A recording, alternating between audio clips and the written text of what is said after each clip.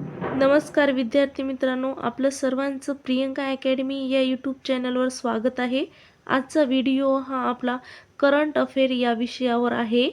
चालू असलेल्या RRB group डीच्या एक्झामसाठी हा व्हिडिओ अत्यंत उपयुक्त ठरणारा व्हिडिओ आहे, म्हणून व्हिडिओला शेवटपर्यंत नक्की बघा आणि नवीन असाल तर माझ्या चॅनलला सबस्क्राईब करायला विसरू नका. चला तर मग आजच्या व्हिडिओला सुरुवात करूया. प्रश्न क्रमांक 1 आहे, आंतरराष्ट्रीय अपंग व्यक्ती दिन कधी असतो? आंतरराष्ट्रीय अपंग व्यक्ती दिन कधी असतो? तर उत्तर आहे ऑप्शन क्रमांक 2 बघा, 3 डिसेंबर. 3 डिसेंबर या दिवशी आंतरराष्ट्रीय अपंग व्यक्ती दिन असतो. प्रश्न क्रमांक 2 आहे, ऑपरेशन सागर बंधू हे भारताने कोणत्या देशाच्या मदतीसाठी वापरले आहे? ऑपरेशन सागर बंधू हे भारताने कोणत्या देशाच्या मदतीसाठी वापरले? तर उत्तर आहे ऑप्शन क्रमांक 1 बघा, श्रीलंका. श्रीलंका या देशाच्या मदतीसाठी भारताने ऑपरेशन सागर बंधू वापरले आहे. प्रश्न क्रमांक 3 आहे, राफेल विमानातून उड्डाण करणारे भारताचे पहिले राष्ट्रपती कोण आहेत? राफेल विमानातून उड्डाण करणारे भारताचे पहिले राष्ट्रपती कोण आहेत?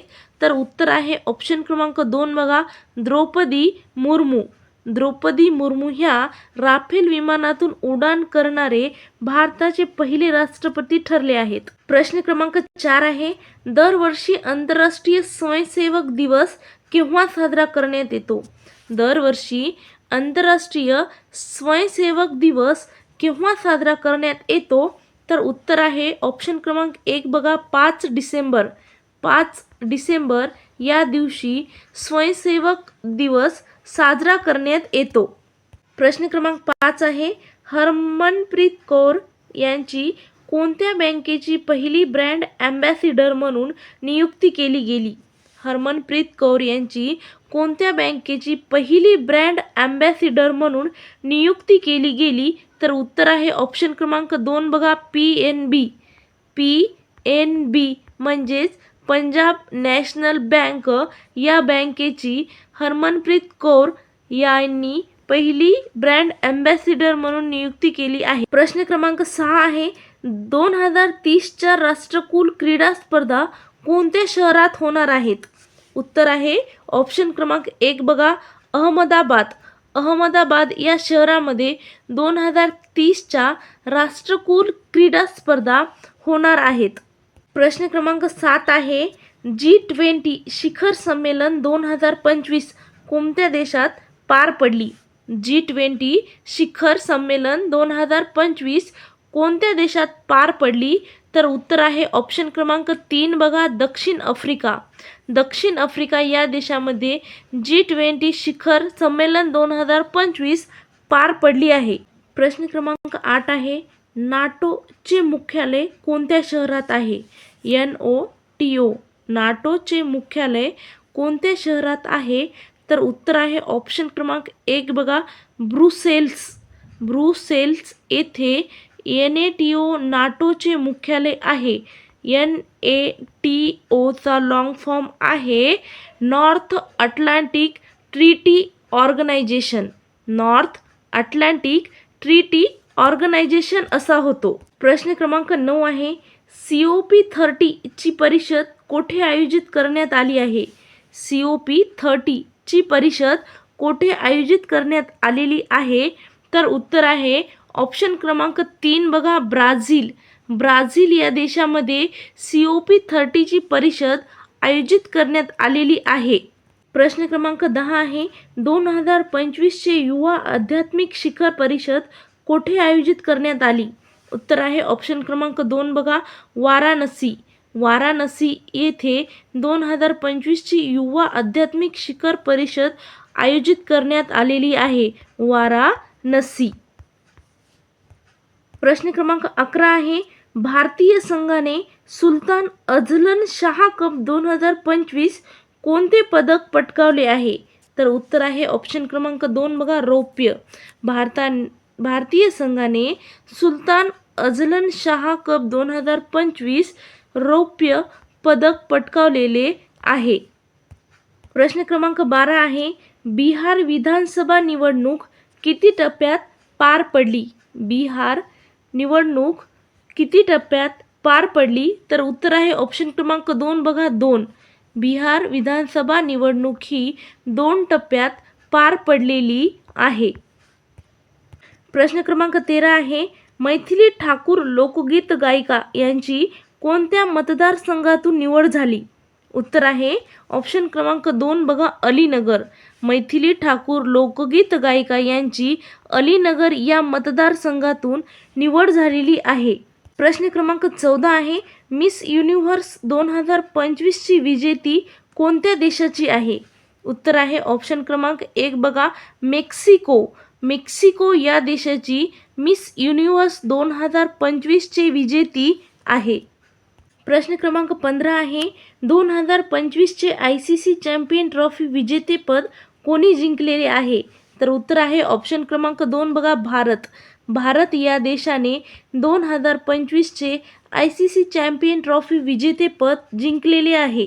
प्रश्न क्रमांक 16 आहे, 67वे महाराष्ट्र केसरीचे विजेतेपद कोणी जिंकलेले आहे?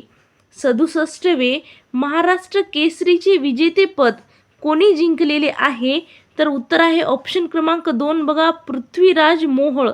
पृथ्वीराज मोहोळ यांनी 67वे महाराष्ट्र केसरीचे विजेतेपद जिंकलेले आहे. प्रश्न क्रमांक 17 आहे, 2025 चे पद्म पुरस्कार किती व्यक्तींना प्रदान करण्यात आलेले आहेत? उत्तर आहे ऑप्शन क्रमांक 2 बघा 139. 139 एवढ्या व्यक्तींना 2025 चे पद्म पुरस्कार प्रदान करण्यात आलेले आहेत.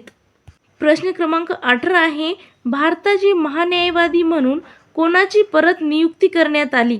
भारताचे महान्यायवादी म्हणून परत कोणाची नियुक्ती करण्यात आली? तर उत्तर आहे ऑप्शन क्रमांक 1 बघा आर व्यंकटरमणी. आर व्यंकटरमणी यांची भारताचे महान्यायवादी म्हणून परत नियुक्ती करण्यात आलेली आहे.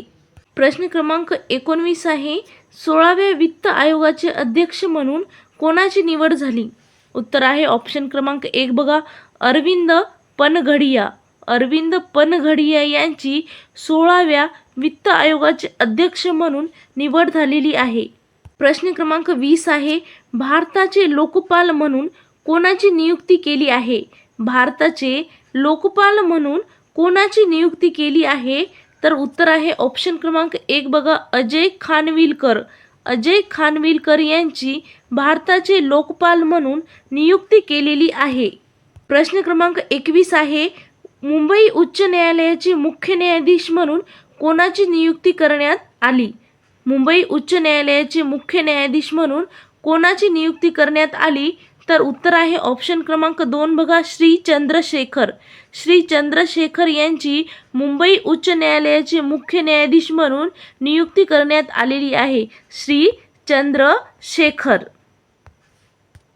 प्रश्न क्रमांक 22 आहे, 15वे महालेखापाल म्हणून कोणाची नियुक्ती करण्यात आली? 15वे महालेखापाल म्हणून कोणाची नियुक्ती करण्यात आली? तर उत्तर आहे ऑप्शन क्रमांक 2 बघा के संजय मूर्ती. के संजय मूर्ती यांची 15वे महालेखापाल म्हणून नियुक्ती करण्यात आलेली आहे. के संजय मूर्ती.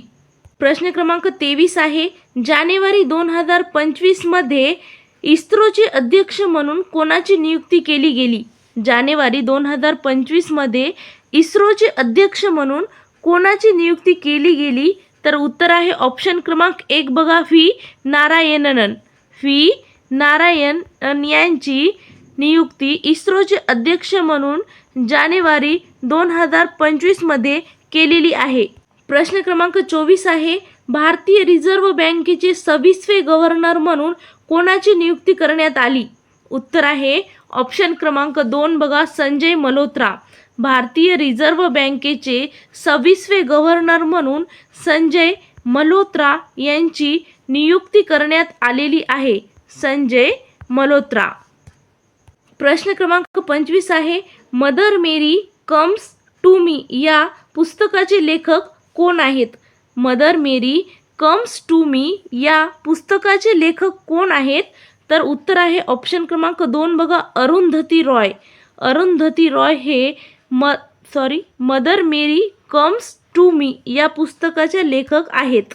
प्रश्न क्रमांक 26 आहे, the rise of the hitman the Rohit Sharma story या पुस्तकाचे लेखक कोण आहेत? उत्तर आहे ऑप्शन क्रमांक 2 बघा, आर कौशिक. आर कौशिक हे the rise of the hitman the Rohit Sharma story या पुस्तकाचे लेखक आहेत. प्रश्न क्रमांक 27 आहे, अमरावतीचा शहर पक्षी म्हणून कोणत्या पक्षाला दर्जा देण्यात आला आहे? अमरावतीचा शहर पक्षी म्हणून कोणत्या पक्षाला दर्जा देण्यात आला आहे? तर उत्तर आहे ऑप्शन क्रमांक 2 बघा, तांबट. तांबट या पक्षाला अमरावतीचा शहर पक्षी म्हणून दर्जा देण्यात आलेला आहे. प्रश्न क्रमांक 28 आहे, सीमावर्ती सुरक्षा दलाचे महासंचालक म्हणून कोणाची नियुक्ती केली आहे? उत्तर आहे ऑप्शन क्रमांक 1 बघा, प्रवीण कुमार. प्रवीण कुमार यांची सीमावर्ती सुरक्षा दलाचे महासंचालक म्हणून नियुक्ती केलेली आहे. प्रवीण कुमार. प्रश्न क्रमांक 29 आहे, सी.पी. राधाकृष्णन हे देशाचे कितवे उपराष्ट्रपती ठरलेले आहेत? उत्तर आहे ऑप्शन क्रमांक 1 बघा, 15वे. सी.पी. राधाकृष्णन हे देशाचे 15वे उपराष्ट्रपती ठरलेले आहेत. प्रश्न क्रमांक 30 आहे, भारताच्या नवीन लेखा नियंत्रक म्हणून कोणाची नियुक्ती करण्यात आलेली आहे? भारताच्या नवीन लेखा नियंत्रक म्हणून कोणाची नियुक्ती करण्यात आलेली आहे? तर उत्तर आहे ऑप्शन क्रमांक 1 बघा, TCA कल्याणी. TCA कल्याणी यांची नियुक्ती भारताच्या नवीन लेखा नियंत्रक म्हणून करण्यात आलेली आहे. TCA कल्याणी.